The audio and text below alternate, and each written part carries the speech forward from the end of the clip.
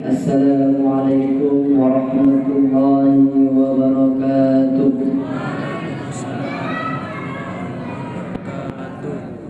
Alhamdulillah, alhamdulillah wa kafa, wassalatu wassalamu ala rasulillah mustafa wa ala alihi wa sahbihi wa man ihtada bil huda ila yaumil qiyamah. Allahumma asli ummata Muhammadin sallallahu alaihi wasallam wa farijan ummati Muhammadin sallallahu alaihi wasallam warham ummata Muhammadin sallallahu alaihi wasallam wanshur wahdam wa ajid nahdatul wadat fil alamin bihaqqi Muhammadin sallallahu alaihi wasallam. قال الله تعالى في كتابه الكريم يا أيها الذين آمنوا كتب عليكم الصيام كما كتب على الذين من قبلكم لعلكم تتقون. Hadirin jamaah salat Isya yang dimuliakan Allah Subhanahu wa taala. Alhamdulillah wa syukurillah wa ni'matillah kehadiran Allah Subhanahu wa taala yang mana telah memberikan kita nikmat iman, nikmat Islam dan nikmat sehat wal afiyah. Dengan nikmat-nikmat yang Allah berikan kepada kita, alhamdulillah kita masih diperjumpakan sampai akhir-akhir Ramadan ini. Alhamdulillah. Kedua kalinya salawat serta salam keharibaan baginda Nabi akhir zaman, yakni Nabi Muhammad sallallahu alaihi wasallam, yang mana telah membawa umatnya dari zaman biadab menuju zaman yang beradab, dari zaman jahiliyah menuju zaman yang islami, dari zaman gelap gulita menuju zaman yang terang menerang.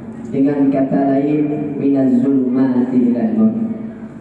Hadirin rahimani rahimakumullah, yang saya hormati dan saya ta'zimi Pak Imam Masjid Al-Istiqamah Hafizallah Ta'ala, yang saya hormati dan saya ta'zimi Ketua DKM, para tokoh agama, tokoh masyarakat, alim ulama, cerdik pandai yang insya Allah dimuliakan Allah Subhanahu wa Ta'ala. Singkatnya, hadirin wal hadirat rahimani rahimakumullah. Hadis Nabi sallallahu alaihi wasallam, ada dua nikmat yang sering kita lalaikan. Yang pertama ada namanya nikmat kesempatan. Yang kedua adalah nikmat kesehatan. Kenapa dua nikmat ini Nabi sallallahu alaihi wasallam mengatakan kita sering melalaikannya? Kesempatan kita lupakan. Datangnya bulan Ramadan ini sampai akhir menjelang ini kita sia-siakan diri kita. Kesempatan yang mulia yang beramal, kita dianjurkan berbanyak beramal, namun di kesempatan ini kita sia-siakan. Karena apa kita anjurkan berbanyak amal Rasulullah SAW? Karena di bulan inilah Allah Subhanahu wa Ta'ala melipat gandakan segala amal kebaikan. Karena hadis Nabi sallallahu alaihi wasallam, man dakhala sahur Ramadan, apabila datang bulan suci Ramadan, futihat abwabus sama, dibuka pintu-pintu rahmat Allah dari langit, wa khuliqat abwabul jahannam, dan ditutup pintu-pintu neraka, wa sulsilatis syayatin, dan para setan-setan di dalam. Jadi begitu mulianya bulan Ramadan ini, segala amal kebaikan, segala amal yang kita lakukan selama bulan Ramadan ini dilipat gandakan oleh Allah Subhanahu wa Ta'ala. Maka oleh karena itu mari bersama-sama menggunakan kesempatan yang mulia ini dengan sebaik-baiknya. Karena apa?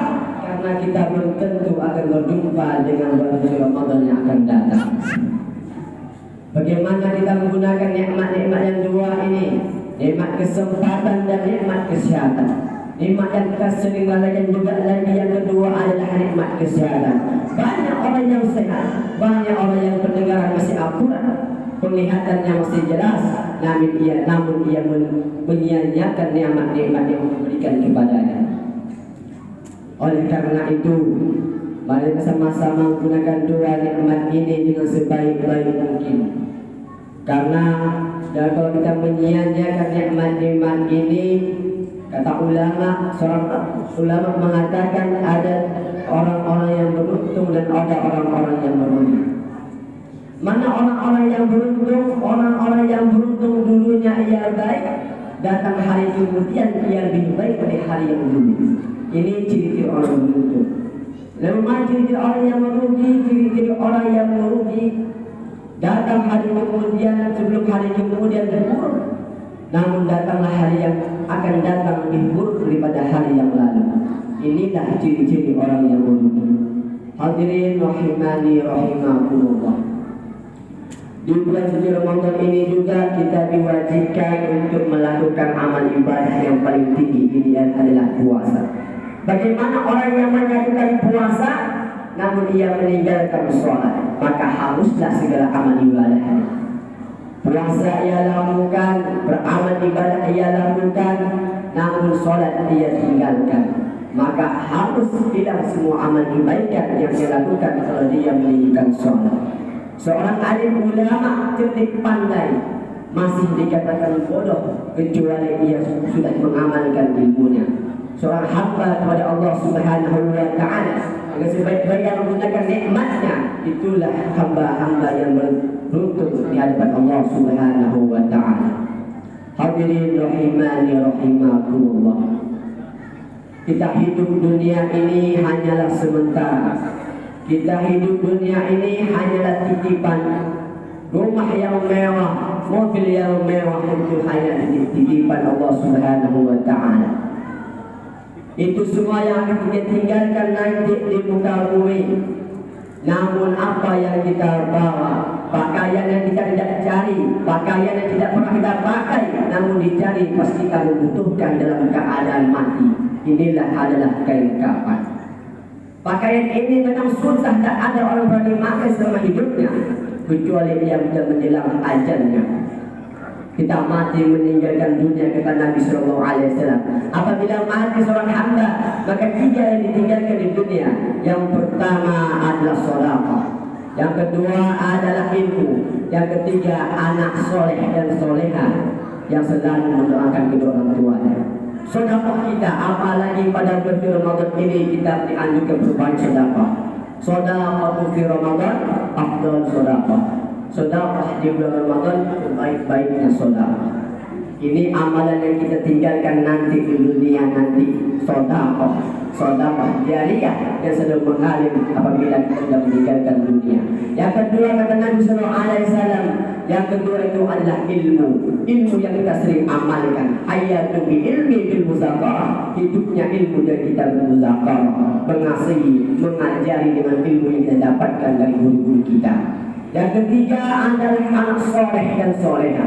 Kenapa anak yang soleh-soleh ini patut kita bimbing dia, kita bawa dia ke masjid biar dia dekat dengan masjid. Apabila kita sudah meninggalkan dunia, dia ingat kepada kita untuk mendoakan kita setelah kita meninggalkan dunia nanti.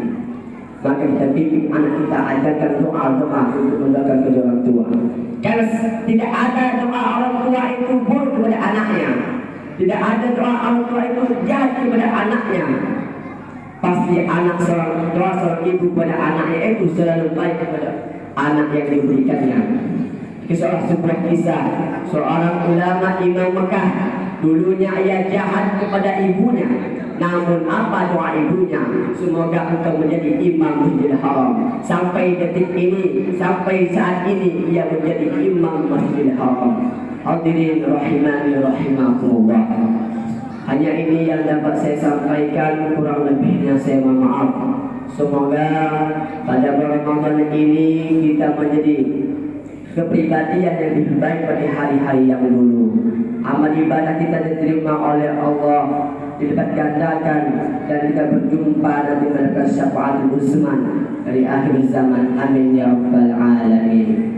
Sekian unzur maqala wa la tanzur maqala laysa bil haq al-insan mahall qada'i wa nisyan. Wallahu al-muwaffiq wal hadi ila aqwamit thariq. Summa assalamu alaikum warahmatullahi wabarakatuh. Waalaikumsalam.